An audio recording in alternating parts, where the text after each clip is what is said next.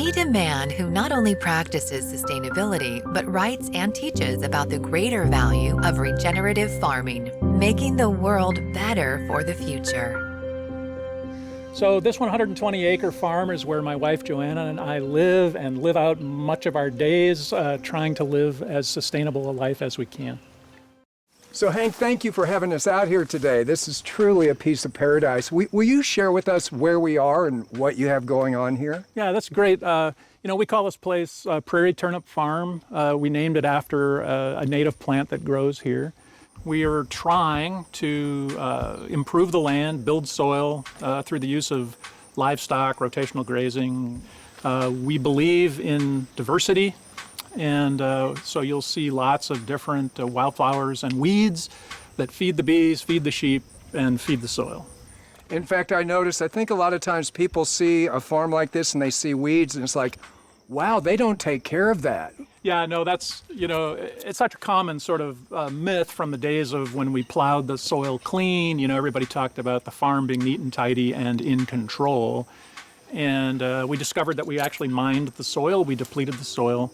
We needed more chemical inputs in order to pull a crop off or even to grow pasture. So, our approach is that the land will tell us what it needs.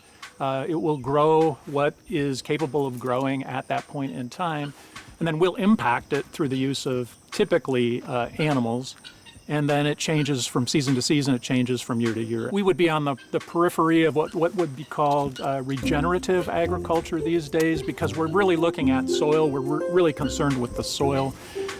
But we also firmly believe that agriculture can happen without chemicals, period. Fertilizers, pesticides of any kind, herbicides, whatever. Yeah, I'm lucky enough to be able to, work in the publishing world in a realm that is near and dear to my heart. It's passion, it's my life. So Mother Earth News, it's a magazine devoted to self-reliance, really, with a sort of gentle earth footprint, if you will. It's about sustainability, but also doing for yourself in that sort of frame. I think it's important for people to recognize that we have limited resources, that we should be thinking of ways to, approach renewable resources to the extent that we can. So it makes good sense for me. I get to work, so to speak, in an area that I'm completely passionate about, that I like to live, my lifestyle. So you're practicing what you preach. Yeah, totally. My wife Joanna is a full partner in this operation, and she looks after the dogs. We've got a bunch of livestock guardian dogs. She looks after the chickens, most of the poultry. She collects the eggs. She runs the egg business. She also makes soap and runs the soap business. She's my, consultant on all things bees, because she's raised bees for about 25 years.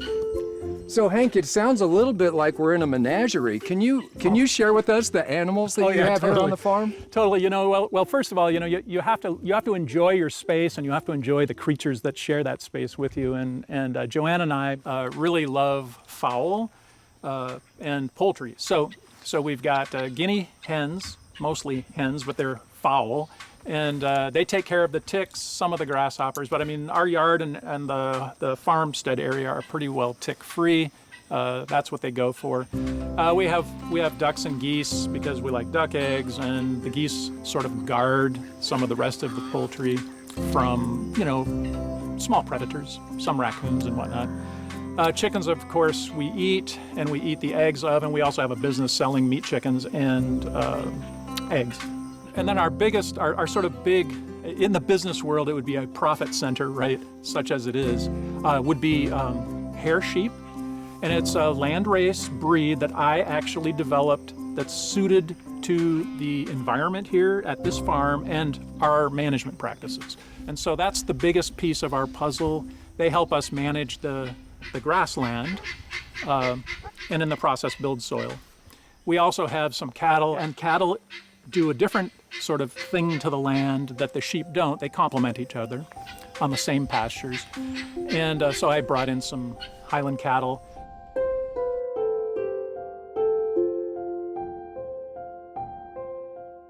So we raise bees all over the property, and we don't buy them. We actually either lure natural swarms from around the area in, or we set little traps for them up in the trees around the farm. And what that does for us is it brings in bees that are genetically adapted to the environment here.